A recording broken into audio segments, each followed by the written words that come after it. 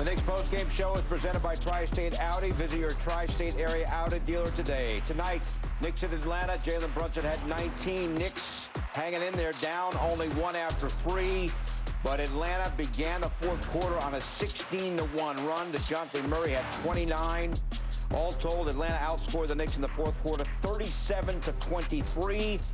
And Atlanta wins going away, beating the Knicks tonight. Final score, 139-124. Great to have you with us from our Delta MSG studios. Bill Pito along with Alan Hahn and Wally Zerbiak. We began the night talking about the absence of Mitch Robinson, and we begin the postgame show talking about the absence of Mitchell Robinson. Guys, when he missed the OKC game, the Knicks gave up a season-high 143 points.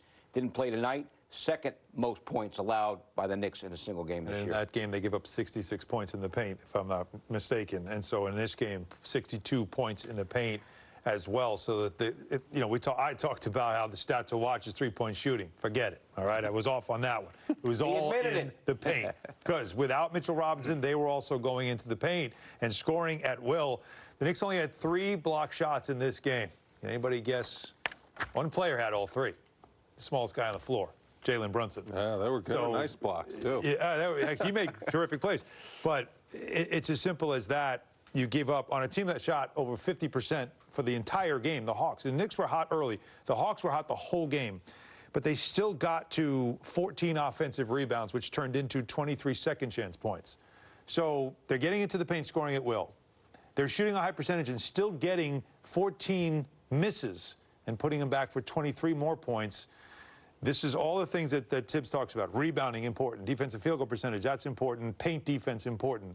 All 3 failed tonight. It shows Mitch's value. Right. Now, this is the first game, so the Knicks are going to have to make some adjustments. They're going to have to figure things out. Other guys are going to go to the film, and they're going to see, how can we kind of, plug the holes and plug the gaps and stuff like that. But other teams know Mitch is out, too. Like, believe me, when I used to go into a game and I knew, one of the best defenders was not playing against that, I'm playing against that team, that gives you the green light. That gives you confidence to go into that, go up against that team and do things that maybe you would not have done normally. And that's what I think the Hawks did. I mean, Okongwu and Collins, they were just running roughshod down low. And it was similar to when Mitch was out in the playoffs, when the Hawks played the Knicks 2 years ago. That's true. The year of the pandemic, it was the same thing. Like, there was no help for Randall, and Randall's scoring. He had 32 big points, but Randall on the defensive end of the floor, he's going to hold his own. But when you have that enforcer out there, it's like, in hockey, when you got the guy that you don't want to mess with, that's on your line and keeps order. That's what the Knicks are missing, not having Mitchell Robinson. And the backcourt, Murray and Young, 29 for Murray, 27 for Young. Each of them only hit 1 3. So, again, they also were able to get into the mid-range. They were able to get, and we talk about Mitchell Robinson at the rim. Mitchell Robinson's very good in pick-and-roll defense. He can slow you down. He can catch up. He's got the long arms. And though when these two guys were getting to the elbows and just making floaters and runners, the Knicks just didn't have any answer for it. So it was a frustrating night defensively for the Knicks. A lot of pushbacks a couple of times by then. And we will have to talk about also the bench getting an opportunity in the start of that fourth quarter. Were not able to get it done to keep that game. The game got away from them when the bench was in. We're watching the game, and the Knicks shoot 71.4% from the floor in the first half. Their best first half shooting percentage since 05, yet they're only up 3. That was a little bit of a red flag. Yep, huge. Knicks, though, withstood a 16-1 run against in the third quarter because Randall was excellent, but they could not overcome, Wally, the fourth quarter when the Hawks started on a 16-1 run. Well, listen, I give the guys a lot of credit. I mean, they're laying it all out there on the line. The way Randall fought to get his team back in the game just in that third quarter was tremendous. But I just think a little bit, you can see it on these guys' faces. They're running out of gas a little bit in the fourth quarter, emotionally, first and foremost, because, these teams are good that they're playing against. And, look, they're healthy. The first two are McBride, right? Smaller defender, bigger defenders. Murray went at him, and then Collins that's got just a mismatch. That's going to happen. I mean, that's a tough shot, Alan. This is a good team. I mean, this team, when they're healthy and complete, Bogdanovich didn't shoot the ball great in the first half, but he's a very capable scorer coming off the bench. Right? See him? Like already getting into the paint. And all the stuff into the paint. Offensive rebound. That's like you're right. That's like I said. You know, teams are going to look at the Knicks and they're going to say they don't have their guy back there. We can get into the paint. We can get floaters. Like does that impact the strategy of an individual player? Absolutely. Like Mitch isn't there. Yes. I'm going to the basket. Oh, no question. No question. I mean, your coaches are smart. They know the Knicks are very familiar with the Hawks. The Hawks are very familiar with the Knicks. They know how important Mitch is to protecting the rim and the defensive schemes and the defensive rotations for the Knicks. And they know how great of a defensive team the Knicks are. They're number 3 in defensive field goal percentage. They're top 5, top 10 in pretty much all the defensive stats and categories. But they know without Mitch there, they're not going to be able to keep that up. So that's why the Hawks played the way they did, and you know they were really good offensively. Yeah, and the Hawks didn't really put a lot of. They didn't compete well defensively, and you know Nate McMillan probably got into it with them at halftime. So the Knicks were offensively also in a great flow. So it was actually a fun game going up and down that first half. But once the Hawks came out and tightened things up defensively against the Knicks in that second half, that's when things really were different. If you didn't have Julius Randle going for 17 of his 32 in the third quarter, the Hawks would have run the Knicks off the floor in the third quarter because Randle was able to have such a big third quarter. Knicks were able to get things tight going into the fourth quarter. Yeah, and that was, you know, important because it was Trae Young, their star, that was making that push as he had 9 straight points in an 11-0 run. And Julius Randle said, no, this is not going to happen. We've seen this movie before. Someone's got to take over. And he did that. And he made sure what looked like a game that was going to get away from them in the third quarter, down by 13. He pushed back in a 14-5 run. He had himself some buckets. Look at that shot. I mean, really good plays here by him, showing that power. Wally alluded to how, you know, you got some tired legs. How about the 4-point play? Only the second one of the season for the Knicks. He knocks that one down, going strong to the basket, attacking, all the things that the Knicks needed. Someone had to show some energy. Julius Randle brought it there. And so you end the quarter where it was, oh, wait, 13-point lead, we're going to lose. It's a 1-point game going into the fourth quarter. So all Julius Randle's effort is to keep the Knicks in this game and have a chance to win it in the fourth. And also, it's not panic time for the Knicks. You know, they built up a little bit of a cushion, getting 5 games over 500. The teams that they're playing against are very good teams. Maybe you tinker with the lineup a little bit. You have some guys that aren't in the lineup that could help you possibly. We'll see if the rotation stays where it is. But you just got to make a few adjustments defensively. You got to get, you know, Toppin just watching some film, seeing, you know, what's going on defensively. Sims, to start the games, you have to be have a different aggressiveness when you come off the bench. And I noticed at the beginning of the game, Sims was playing his role, but he's got to get out there and really show on those screens, not allow those guards to get into the middle of the paint. And I think that will make a big difference. And I think he'll adjust and he'll get better as he continues to start. You know, Mitch's value, I think, is understated and not always that visible, right? As a player, I wasn't a great defender. I mean, I was okay. I was a good team defender. But when I had a guy like that, having my back against screens in particular, right? On screens, on dribble penetration, you go out, you close out to shooters, and you're not worried about them going around you because you know he's back there. I mean, it is a totally different mindset as a player when you don't have your anchor back there. You don't see it here in the box score, but you see it in other places. He's one of the best box-out centers in the league, and that's important. Box-out is how you get to rebounds. He does that very well. His help a lot of times just to let you get through the screen. Just the way his arms slow you down. He just his presence. He gets wide. He has wide base, wide arms. So when guards come into the paint, they see that. They see his arms out there. They see him lurking, and they're not as aggressive when they get in there. And they can't make passes that maybe they can now when he's not out there. So, but I think Jericho and Isaiah, they'll start figuring it out. This was only the first game, and the Hawks played great. So no Mitch. Randle had 9 rebounds. You know, Mitch Robinson boxing out helps Randle get rebounds. So, all right, a lot to get to when we come back. Tom Thibodeau's post-game comments straight ahead. Also, we'll have the MSG 150 as well. After that, Knicks drop to 25 and 22. They lose tonight. The Knicks post-game show was presented by Audi. Visit your tri-state area Audi dealer today. All right, Knicks remain on the road. They're at Toronto on Sunday. Pre-game 5:30, game at 6. You can also stream our coverage on MSG Go. Knicks lose tonight in Atlanta, 139-124, second highest point total they've allowed in a single game this year. The bench has been a point of emphasis here in recent games, and now in the first half, 20 points. Very good contribution in the first half where the Knicks scored 71 points as a team. The bench was not as effective early in the fourth quarter. Right, it was a really good sign in the first half, seeing the players come in, especially Obi Toppin. And there was a lot of talk about Obi Toppin and not really looking the same since the knee injury. And when he came into this game, it was a different player, and obviously Emmanuel Quickly has always been the catalyst. He has been their main bench scorer of late when he has been on the bench. But Isaiah Hartenstein now with an elevated role, although he came off the bench, more minutes for him. And there he is on cue, Obi Toppin. That's one of his 2 dunks in the game, which was good to see him get back up there as well. But this bench showed you something in the first half and then needed to show you something at the start of that fourth quarter. And, Wally, that's where it didn't happen. That's where you could just see they missed a bunch of shots. Defensively, they were kind of overwhelmed. And that was Tom Thibodeau had to call a timeout, and he had to get his starters back in the game sooner probably than he wanted to. Yeah, and Barrett was good with that group. He's the one, obviously, that the offense is going to be focused around. But both Randall and Brunson were on the bench. And that's like, that could get a little dicey. Right. When both those guys are not in the game. And that's something the Knicks are going to have to look at because, they have some guys on the bench that, can score. And they've been proven scorers in the NBA.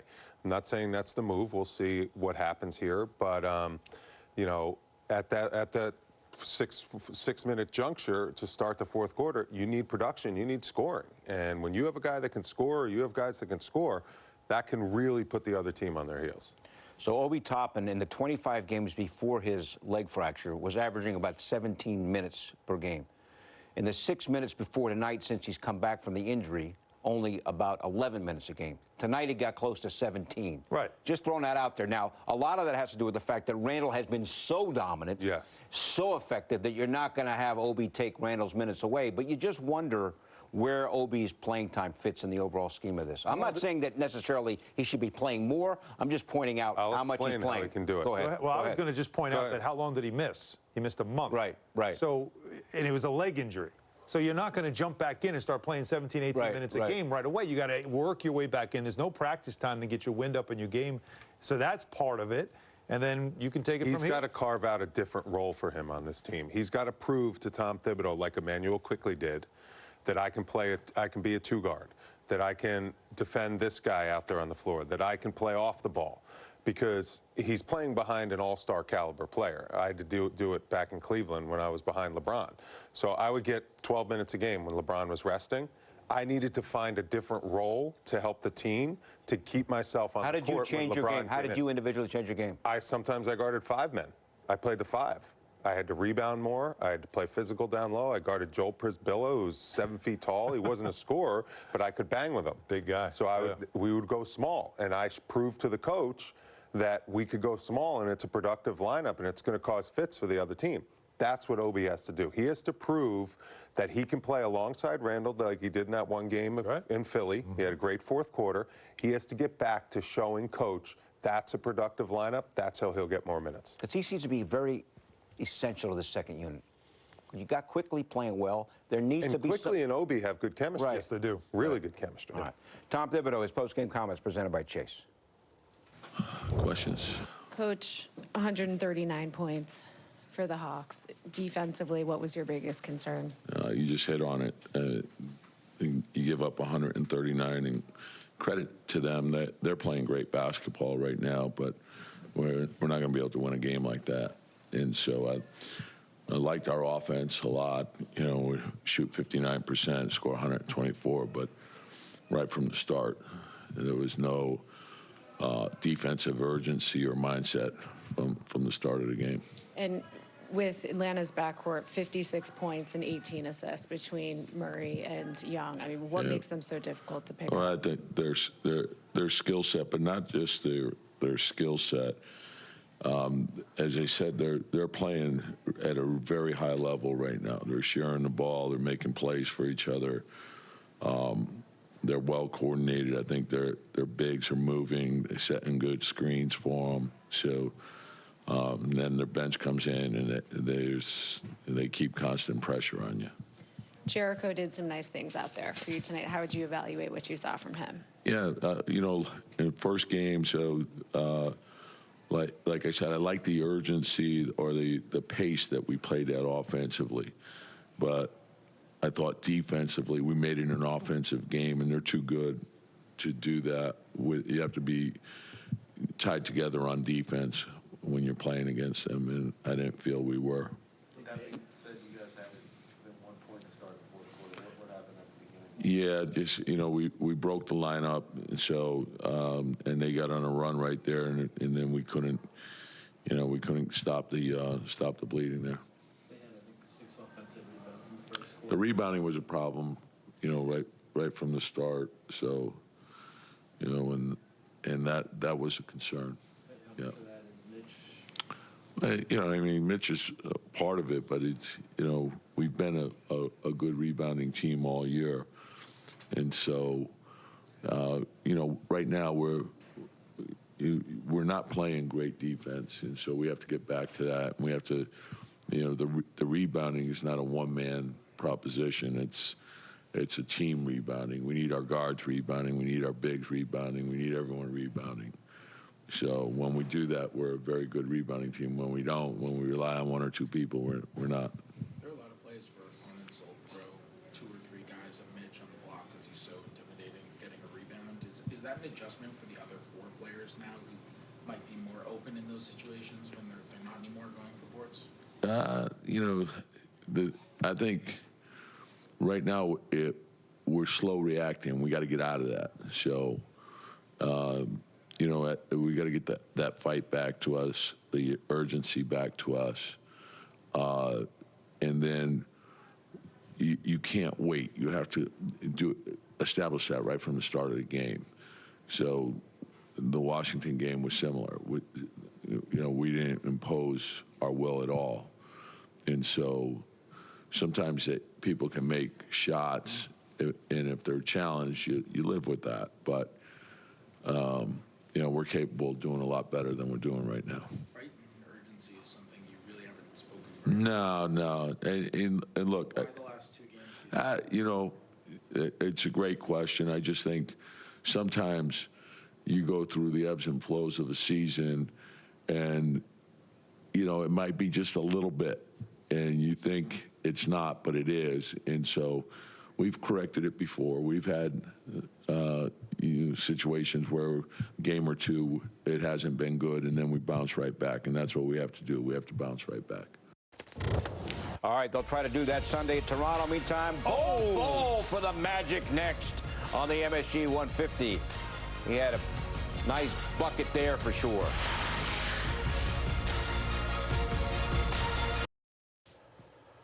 Welcome back, everyone, as Atlanta beats the Knicks tonight, 139-124. We're back now from the corner 3, presented by Michelob Ultra. A reminder to enjoy every bucket. And we want to go back over what Tom Thibodeau pointed out.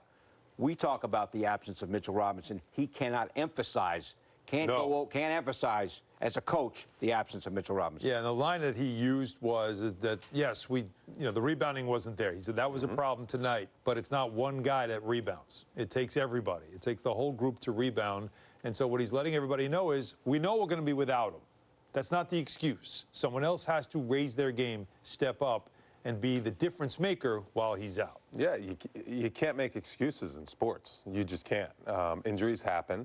You're missing one of your big cornerstone pieces defensively, and that team, those players, they have to figure it out. They have to figure it out quickly because teams are going to come at them. They're going to be aggressive, and they have to figure it out as a unit to say, we're getting back to our principles. I noticed it in the first quarter. Like Jericho Sims, he will learn that it is a different, you have to ratchet it up when you're a starter. You really do. You have to be ready from the jump. You have to set the tone with those guards as a big man. When you're helping your guards on pick and roll, you have to set the tone that when those guys turn that corner, they're not going where they want to go immediately at the beginning of the game. If you don't do that, guards are so good in this league, and obviously Atlanta's got 2 great guards, they're going to just run roughshod. And they're going to be living in the paint. They're going to be turning the corner, throwing lobs, getting, you know, little mid-range shots. So they got to figure it out quick, and they will, but they have to figure it out as a team. The Knicks are already not a very long team. They're not a big team, right? And so you lose Mitchell Robinson, your biggest player.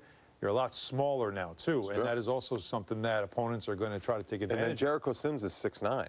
Yeah. He's a great athlete, sure, but he doesn't have the length that Mitch has. All right, one of the positives for the Knicks, a play of Julius Randle, 32 points. Knicks offense was not a problem tonight. We're going to get Randle's post-game reaction after this.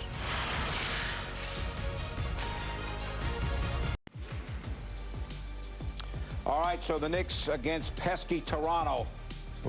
Sunday, 5:30 pregame game at 6. You can also stream our coverage on MSG Go. Time now for another episode of Checking In with the Knicks, presented by Coinbase, a weekly series recapping all things Knicks culture and crypto, hosted by Bianca Peart. What's going on, Knicks fans? Welcome to Checking In with the Knicks, presented by Coinbase. I'm your host, Bianca Peart. Let's jump in with our fast break highlights of the week. Stein throws the baseball pass and tackled. Robinson with another block. And now quickly puts up the three, knocks it down. IQ running and gunning. Barrett brings it up. Barrett on the drive, goes inside. He throws it down. He throws it down. It's time. Now let's go beyond the locker room for some off-the-court updates. R.J. Barrett teamed up with the Garden of Dreams Foundation to give a basketball clinic and free coats to an elementary school in the Bronx. It's great, you know, like anytime you give back or just help someone in need, even if it impacts one person today, like that's good enough. The kids, they were so much fun, man. They were great, and it was just good to be around. Some of them, they knew about basketball. Some had my jersey on. I had a great time, so I hope they did as well. 1, 2, 3. Now let's throw it over to Crypto Corner. Tonight we're talking about stable coins. A stable coin is a new kind of coin pegged to the value of a regular asset like gold or the US dollar. Unlike the dollar though, it's cheap to transfer and accessible anywhere in the world. As with any crypto asset, make sure you do your research and only you can decide what's right for your portfolio. Can't wait to see you soon for more Checking In with the Knicks, presented by Coinbase. I'm your host, Bianca Peart. Let's go Knicks. Okay, Bianca, thank you very much. So the Knicks lose tonight to the Hawks, 139-124. Another great game in defeat for Julius Randle, had 32. Here he is now after the game with Rebecca Harlow. Coach said, Julius, that defensively you guys made this an offensive game, and he felt like that was the mistake from the start. I mean, how would you evaluate that? Yeah, pretty much. I don't think on the defensive end they felt us at all. And it was just too easy. They were in the rhythm all night. And when you take a look at the defensive effort tonight, I know you haven't looked at the film yet, but in your mind, like, where was the breakdown? I think we just gave them a little bit of everything. You know, we didn't, stop the ball in transition. And, pick and roll, we weren't great. Step late when they kicked out on closeouts and gave, guys like Hunter and Collins and bogey shots. And they stepped up and made them. So, we didn't do anything well, to be honest. Yeah. Moving forward, Julius, I mean, obviously you have Mitch to help clean up things in back, and not having him for at least the next 3 weeks. What are a couple of the things that you guys are going to have to really pick up when you get to Toronto? We just got to be tied in on that end, keep the ball out of the paint. We didn't rebound well today. But we just got to be tied in together, and our defense is a team thing. When we're all, on a string and playing for each other, then we're good. Pretty honest assessment there from Julius Randle, huh, guys? Yeah, candid. And him just saying we didn't do anything well, but him also pointing out the little details of what went wrong. It just shows you how it's very much on their mind. I mean, they're well aware of what's going wrong. It's now, of course, fixing it. Yep, that's really good. Analysis on what they need to do. Right. That's what it's all about. And this is a very good Hawks team. And don't forget, Tom Thibodeau said they are rolling. They're playing really good basketball. 5 straight now. 5 straight.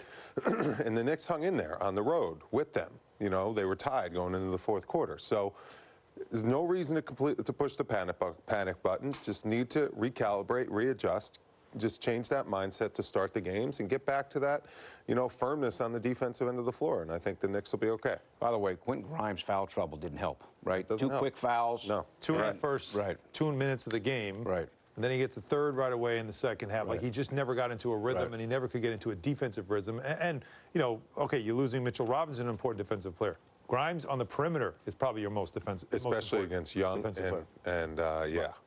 And DeJounte. Right. Murray went for 29, Young went for 27. Yeah. All right, meantime, for Jalen Brunson tonight, 19 points. We'll get his post-game comments when we come back right after this.